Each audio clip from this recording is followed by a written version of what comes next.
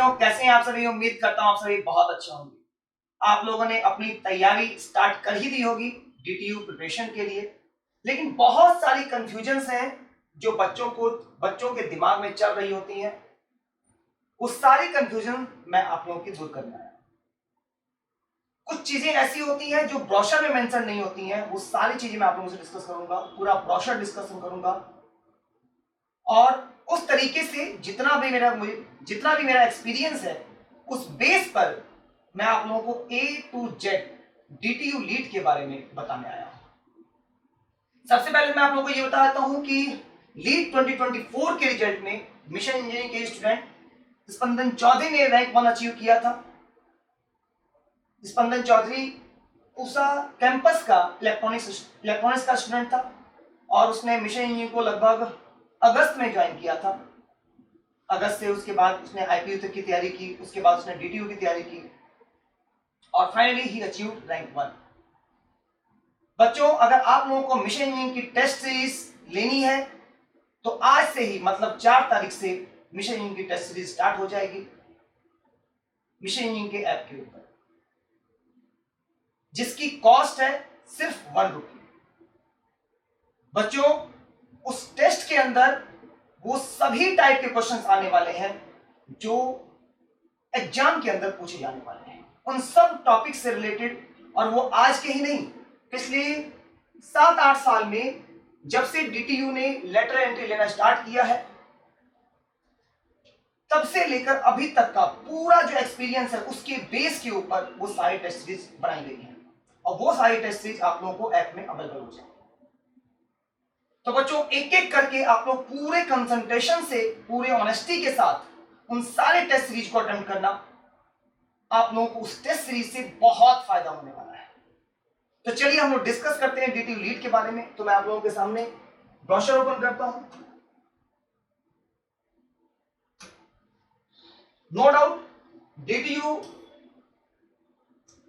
Engineering की दुनिया में ना सिर्फ डिप्लोमा वालों के लिए बल्कि जेईई मेंस वालों के लिए भी एक सपना होता है। बहुत बच्चे उस सीट के लिए, जो सीट आज डिप्लोमा वालों के लिए निकली है, कोटा जाकर के, पटना जाकर के, बिहार से, बंगाल से, यूपी से, दिल्ली आकर के प्रिपरेशन करते हैं 2 साल, 3 साल, 5 साल, 7 साल इसके लिए। और हो सकता है कि उन लोगों का भी सपना डीटीयू तक का पूरा ना हो पाता हो। और आज आप लोगों के लिए वही घड़ी है उस चीज को पाने की। इसलिए बच्चों, ये कभी मत सोचना कि 1 सीट है, 2 सीट है, क्या हम कर पाएंगे। बिल्कुल नहीं, पूरी जी जान लगा दो। मिल जाएगा तो बहुत अच्छा है, बाई चांस 1% नहीं भी मिलता है, डेफिनेटली सीट्स कम है। बाई चांस अगर नहीं भी मिलता है तो एटलीस्ट जो हमारे पास है वो तो है ही, कुछ गया थोड़े ना है। तो बच्चों, डीटीयू के बारे में बताऊं तो डीटीयू बहुत ही फेम्ड, नेम्ड कॉलेज है। लेटर एंट्री में 28 तारीख को नोटिफिकेशन आ गई थी। मैंने आप लोगों को बताया था कि 28 तारीख को नोटिफिकेशन आ जाएगी।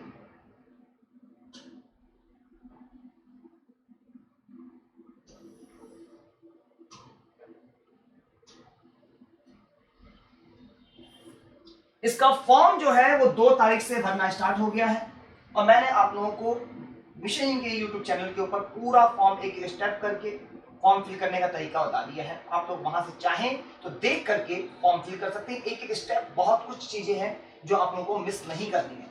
अगर मिस हो गई तो हो सकता है आप लोगों की अच्छी रैंक आने के बावजूद भी एडमिशन में दिक्कत आ जाए। उसके बाद फॉर्म की लास्ट डेट है 16/6 तक, मिडनाइट तक, मतलब 16 तारीख को 12 बजे तक। 16 तारीख का वेट मत करना, कोशिश करना कि 7, 8, 9 तारीख तक ही फॉर्म फिल करो।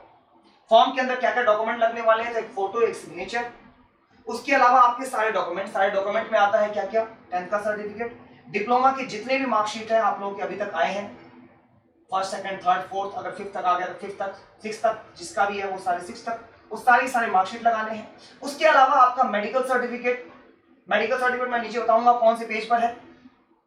और उसके अलावा आपकी कैटेगरी, सब कैटेगरी सर्टिफिकेट, अगर आप किसी भी कैटेगरी से बिलोंग करते हैं, सब कैटेगरी से बिलोंग करते हैं, तो वो सबको एक ही पीडीएफ में बना लेना है और वो 6 MB से नीचे होना चाहिए। वो सारा डॉक्यूमेंट तैयार करके और फिर फिल करना है आपको, ठीक है। उसके बाद इसका एग्जाम होने वाला है 27 जून। ये 27 जून का दिन बहुत ही इंपॉर्टेंट दिन होने वाला है कुछ बच्चों के लिए, तो खासकर हो सकता है किसी बच्चे की जिंदगी बनेगी इस दिन, और डेफिनेटली बनेगी, किसी न किसी बच्चे की जरूर बनेगी, ठीक है। और 27 जून को जिस दिन एग्जाम होगा उसके 2-3-4 घंटे के अंदर ही उसका रिजल्ट आ जाएगा। हो सकता है 1 घंटे के अंदर भी रिजल्ट आ जाए। 11 बजे से लेकर के 1 बजे तक एग्जाम होगा और 2 बजे तक 3 बजे तक आपका रिजल्ट आने के चांसेस है, ठीक है। लास्ट ईयर यही हुआ था। स्पंदन एग्जाम देके निकला, निकलने के बाद मुझे कॉल किया, सर एग्जाम हो गया। मैंने पूछा कैसा होगा बेटा, तो उसने कहा ठीक हो गया सर। मैंने कितने क्वेश्चन अटेम्प्ट किए, तो उसने कहा सर 73। ओके ठीक है। उसने कहा ठीक नहीं है क्या सर? मैंने कहा 3-4 क्वेश्चन और हो जाते तो पक्का था रैंक 1 आ जाती। उसने कहा ओके सर। कहा सर लगभग क्या लगता है आपको कितनी रैंक आ जाएगी? मैंने कहा हो सकता है 4-5 रैंक आएगी, 73 मार्क्स, 73 अगर क्वेश्चन सही किए तो। और उसके कुछ देर बाद ही उसका कॉल आया कि सर रिजल्ट आ गया। तो नो डाउट मतलब 73 मार्क्स, 73 क्वेश्चंस मैं बोल सकता हूं एक टारगेटेड पॉइंट हो सकता है। मतलब इस नंबर पर रैंक 1 आने के चांसेस बन सकते हैं। मतलब 73 टू अगर 80 क्वेश्चन आपके सही हो रहे हैं तो मान के चलना कि आपकी रैंक 1 आने के पूरे चांसेस है। इतना लगभग अगर आपको अटेम्प्ट करके चलना होगा। खैर डीटीओ ने बता रखा है कि रिजल्ट आएगा 1 तारीख को। Display of merit list for all category on website 1 जुलाई को। हमेशा ज्यादा का डेट देता है लेकिन सेम डे रिजल्ट आ जाता है। तो देखिए इस बार क्या होता है। हो सकता है सेम डे भी आ जाए, हो सकता है जैसे इन्होंने दिया है उस तरीके से आए। उसके बाद फर्स्ट राउंड ऑफ काउंसलिंग। बेटा काउंसलिंग से पहले मैं बताता हूं कि एग्जाम कहां होता है, एग्जाम सेंटर कहां होता है। एग्जाम सेंटर इसका डीटीयू में ही होता है। डीटीयू में ही जाना होगा। डीटीयू और एनएसटीयू दोनों का एग्जाम जो होता है, सभी बच्चों का एग्जाम होता है वो डीटीयू सेंटर में होता है। अब कुछ बच्चों को लगता है कि सर डीटीयू में सारे बच्चे आ जाएंगे। डेफिनेटली आ जाएंगे। डीटीयू बहुत बड़ा है, डीटीयू एक दुनिया है अपने आप। जिस दिन एग्जाम देने जाओगे ना, जिन बच्चों ने डीटीयू नहीं देखा है उनको वास्तव में लालच आ जाता है कि हाँ कॉलेज हो तो फिर कुछ ऐसा, मेरा कॉलेज ये होना चाहिए, वो है डीटीयू कॉलेज। मतलब मजा आ जाता है वहां एंट्री करने के बावजूद, ठीक है। उसके बाद बेटा बात करते हैं काउंसलिंग की। काउंसलिंग कैसे होती है? जैसे आईपीयू में या और यूनिवर्सिटीज में काउंसलिंग होती है ऑनलाइन, वैसी काउंसलिंग नहीं होती है। यहां पर काउंसलिंग का प्रोसीजर है सीधा सीधा ऑफलाइन। मतलब जिस दिन काउंसलिंग होगी उस दिन सभी बच्चों को वहां पर इनवाइट कर लिया जाएगा कि ऑफलाइन काउंसलिंग होनी है। एक ऑडिटोरियम होगा, ऑडिटोरियम में सभी बच्चे बैठे होंगे पीछे की तरफ, मतलब सामने की तरफ, और सामने एक स्टेज होगा। स्टेज पर पूरी फैकल्टीज और जो पूरा स्टाफ है वो पूरा बैठा हुआ होगा। वहां एक डिस्प्ले होगी और उस डिस्प्ले के ऊपर लिखा हुआ होगा computer science DTU 1 seat, electronics Delhi general 1 seat. इस तरीके से पूरा डिस्प्ले हो रहा होगा और डिस्प्ले चेंज हो रहा होगा और हमारी धड़कनें बढ़ रही होंगी कि ये सीट हमको मिलने वाली है नहीं मिलने वाली, ये सीट हमको मिलने वाली है नहीं मिलने वाली है, हमसे आगे का जो बच्चा है कहीं वो सीट तो ना ले ले। सामने सामने चीजें हो रही होती हैं सारी। उसके बाद एक एक करके 1 से लेकर 10 तक के सब बच्चों को बुला लिया जाएगा। जो भी बच्चे होंगे वो एक एक करके जाएंगे। पहले बच्चे से पूछा जाएगा क्या आपको चाहिए। जैसे ही उसने बोला कि सर मुझे कंप्यूटर साइंस चाहिए, डीटीयू में उसके नाम पर सीट अलॉट कर दी जाएगी और जो आपके सामने दिखाई दे रहा है डिस्प्ले, उस डिस्प्ले से वो सीट गायब हो जाएगी और वहां पर 0 लिखा हुआ जाएगा। मतलब डीटीयू के अंदर कंप्यूटर साइंस जनरल की सीट 0 हो गई है। उसके बाद उसके नीचे रिफ्लेक्ट कर रहा होगा डीटीयू दिल्ली डिफेंस कैटेगरी। वो सीट आप लोगों को दिखाई देगी जब तक डिफेंस कैटेगरी का बच्चा आकर उस सीट को नहीं ले लेता है। उसके बाद बाद इस तरीके से चीजें चलती रहेंगी और पूरा प्रोसीजर पूरा दिन उसके अंदर लगा रहेगा। उसके बाद उसी तरीके से डीटीयू और एनएसयूटी दोनों की काउंसलिंग सेम जगह पे होती है। आप लोगों को क्या लेके जाना है वैसे बता दूंगा बाद में भी। 95,000 का डीडी लेके जाना होगा और बाकी जितने डॉक्यूमेंट्स हैं वो सारे लेकर के जाने होंगे। ठीक है, चलिए चलते हैं आगे। उसके बाद उसने बता रखा है कि सेम इसी तरीके से सेकंड राउंड की काउंसलिंग भी होगी। वो कब होगी? 11 तारीख को। उसके बाद सेकंड राउंड की counselling at all category, sorry second round की काउंसलिंग का जो सीट्स हैं अवेलेबल सीट्स वो बता देगा कब? 11 तारीख को। उसके बाद सेकंड राउंड की जो काउंसलिंग है वो होगी 15 तारीख, 15 जुलाई को सेकंड राउंड की काउंसलिंग हो जाएगी। मतलब 9 तारीख को आपकी काउंसलिंग हुई फर्स्ट राउंड की। उसके बाद फर्स्ट राउंड के बाद अगर कोई वैकेंट सीट बचती है, आप लोगों को लगेगा कि सर डीटीयू में भी वैकेंट सीट बचेगी, इतनी सी सीट होने के बावजूद भी बच जाती है। कुछ लोअर ट्रेड होती है जैसे बायोटेक्नोलॉजी वगैरह हुई या फिर एनएसयूटी की कुछ सीट हुई जैसे जीआई वगैरह, वहां की सीट्स बच जाती हैं, बच सकती हैं। अगर वो सीट्स बचती है तो उस केस में आपके सेकंड राउंड और स्पॉट राउंड भी होते हैं। तो सेकंड राउंड की जो काउंसलिंग होगी वो 15 जुलाई को होने वाली है। उसके बाद display of vacant seat, second round की काउंसलिंग के बाद अगर कोई सीट बचती है तो वो 18 तारीख को डिस्प्ले कर दी जाएगी। थर्ड राउंड की काउंसलिंग होगी बेटा 27 जुलाई 2025 को। ठीक है, इस तरीके से पूरा काउंसलिंग का प्रोसेस और पूरा एडमिशन का प्रोसेस इस तरीके से चलता है।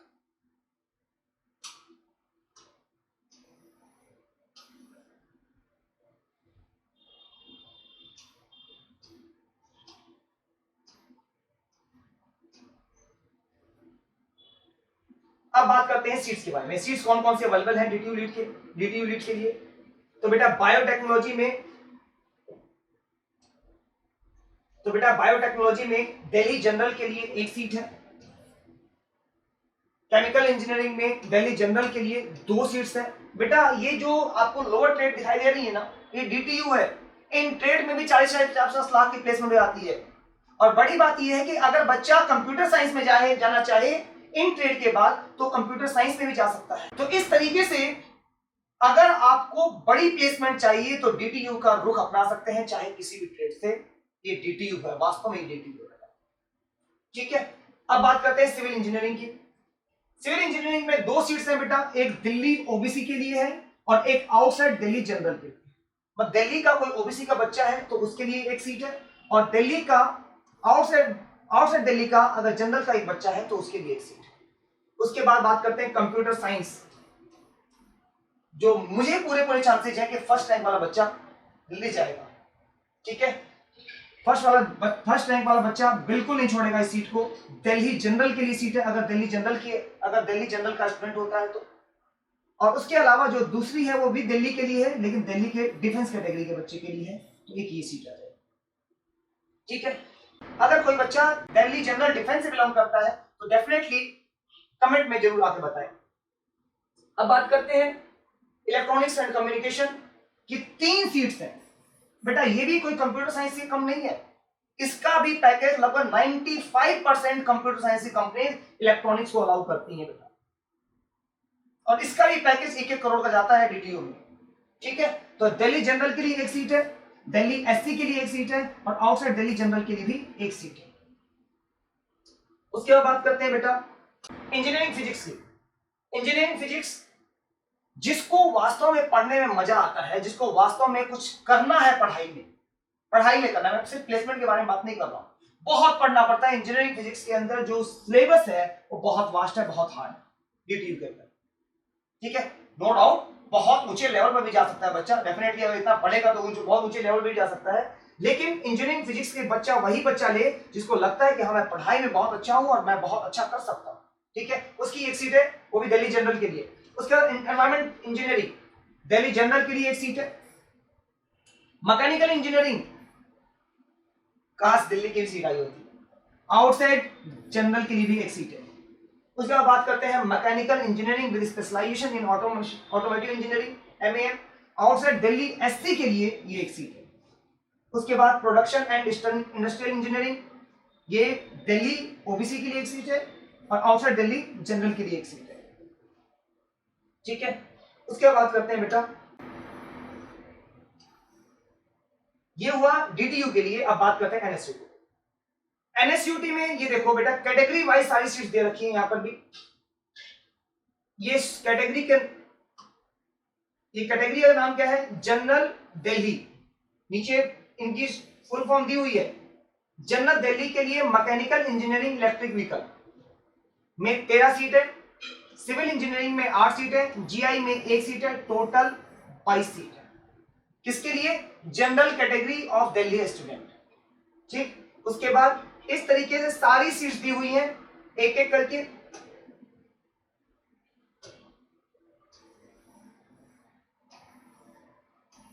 और यहां पर ये सारी सीट्स दी हुई हैं और टोटल कितनी सीट्स है मैं ये बताता हूं आप लोगों को, अदरवाइज एक एक चीज बताऊंगा तो बहुत बड़ी हो जाएगी वीडियो।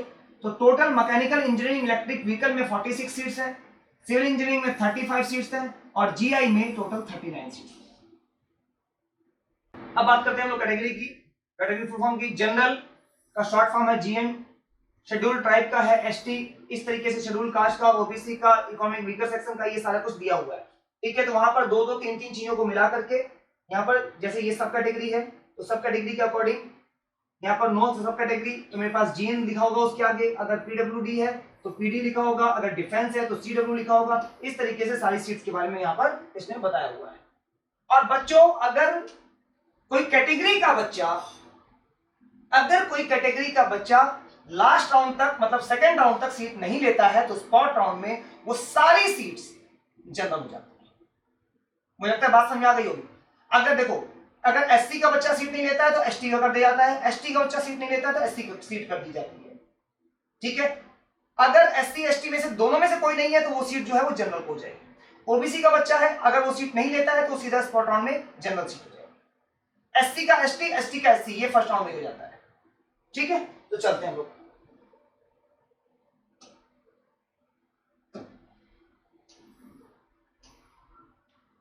रीजन के बारे में बताया हुआ है, दिल्ली का रीजन है तो डी और आउटसाइड दिल्ली है तो ओ। अब यहां बताया हुआ है एजुकेशनल क्वालिफिकेशन के बारे में। तो लगभग सब बच्चों को पता होगा कि 60% मार्क्स चाहिए होते हैं अगर आपको डिप्लोमा, अगर आपको लेटरल एंट्री थ्रू बीटेक में अपीयर होना है डीटीयू के अंदर। Same most of the college में यही सीन होता है, लेकिन कुछ कैटेगरी के लिए कुछ सिनेरियोस भी है, कुछ रिलैक्सेशंस भी है। और वो रिलैक्सेशन क्या है, अगर शेड्यूल कास्ट का बच्चा है तो उसके लिए 10% का रिलैक्सेशन है। मतलब कि अगर जनरल कैटेगरी को 60% चाहिए तो एससी कैटेगरी के बच्चे को ओनली 50% चाहिए अपीयर होने के लिए। शेड्यूल ट्राइब वाले बच्चे को भी 50% चाहिए, ओबीसी वाले बच्चे को 55% चाहिए और पीडब्ल्यूडी को 50% चाहिए अगर बच्चा अपीयर होना चाहता है डीटीयू के अंदर।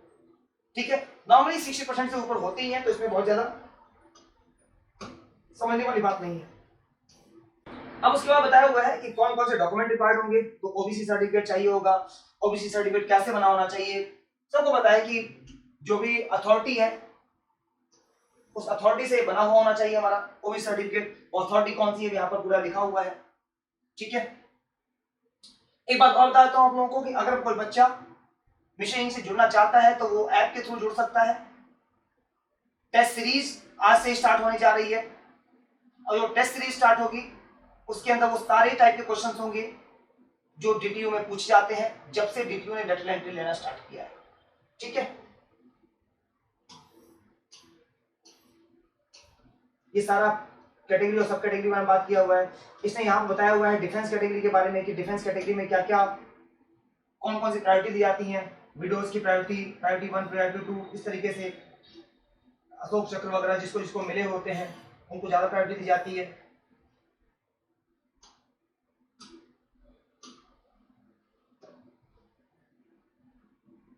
बेटा एग्जाम 27 जून को मैंने बताया था, 27 जून को एग्जाम होने वाला है। 11 बजे से लेकर के 2 घंटे का एग्जाम। एक बात और बताता हूं बेटा, 90 क्वेश्चन आते हैं, 2 घंटे का टाइम मिलता है। अब ये पेपर जो होता है वो थोड़ा सा लेंथी होता है instead of IPU and other university, because यहां पर जितना भी पोर्शन है वो सारा की सारा पोर्शन कैलकुलेटिव पोर्शन है। इसलिए अपनी स्पीड को बिल्कुल स्टार्टिंग से बना के रखना, पेपर पूरा नहीं होता है। बात समझ रहे हैं ना, पेपर पूरा। स्पंदन की बात में बताऊं, 73 क्वेश्चन उसने जो किए थे उसे बाकी क्वेश्चन छूटे थे तो पेपर पूरा नहीं हो पाता है बेटा। तो इसलिए अपनी स्पीड को स्टार्टिंग से लेकर के जैसे ही पेपर ओपन हो धड़ाधड़ धड़ाधड़ लग जाना। ऐसा मत देखना कि बस मुझे सोचना है, समझना है, बगल वाले से पूछना है, बगल वाले से पूछ लेता हूं एक क्वेश्चन, 50 क्वेश्चन भी अटेम्प्ट नहीं कर पाओगे बेटा। इसलिए बता रहा हूं कि जो भी आता है आप लोगों को वो स्टार्टिंग से लेकर लास्ट तक फटाफट करते चलना, रुकना नहीं है बिल्कुल भी, ठीक है।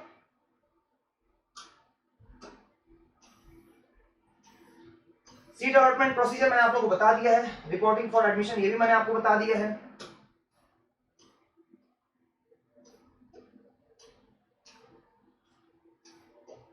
फीस स्ट्रक्चर,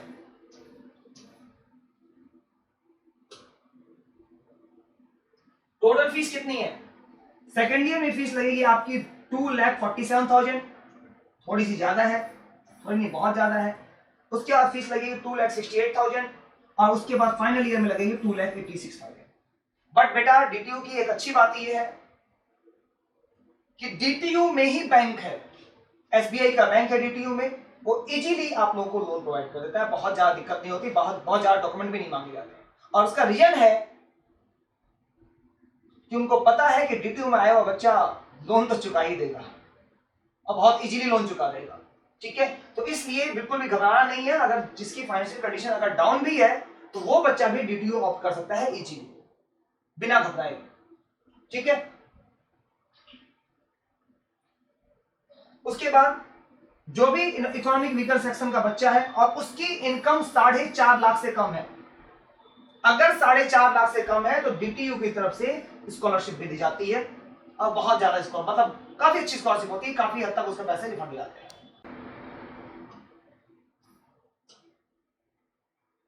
ये एनएसयूटी का फीस स्ट्रक्चर है। एनएसयूटी का फीस स्ट्रक्चर लगभग 2-2.5 हजार रुपए एक्स्ट्रा है। सेकेंड ईयर की फीस है 2,50,000, थर्ड ईयर की फीस है 2,70,000 और फाइनल ईयर की फीस है 2,90,000, ठीक है। ये है एनएसयूटी का फीस स्ट्रक्चर। उसके बाद अगर बच्चा सीट लेने के बाद अगर रिफंड करवाता है तो 17 जुलाई तक उसका कोई चार्ज नहीं कटेगा, 100% फीस जो है वो रिफंड हो जाएगी, कोई चार्ज नहीं लगने वाला है, ठीक है। और उसके बाद अगर 17 तारीख के बाद अगर बच्चा फीस रिफंड करवाता है तो उसके कुछ नॉर्म्स होते हैं कि इतने तारीख तक करवाता है तो इतने % फीस रिफंड होगी, इतने तारीख तक करवाता है तो 50% फीस रिफंड होगी। वो पूरा नॉर्म्स है, नॉर्म्स अभी मुझे दिखा नहीं है इस प्रोसेस के अंदर, ठीक है। तो एक बार उसको देख लिया जाएगा जैसे डीटीयू का नॉर्म्स आता है।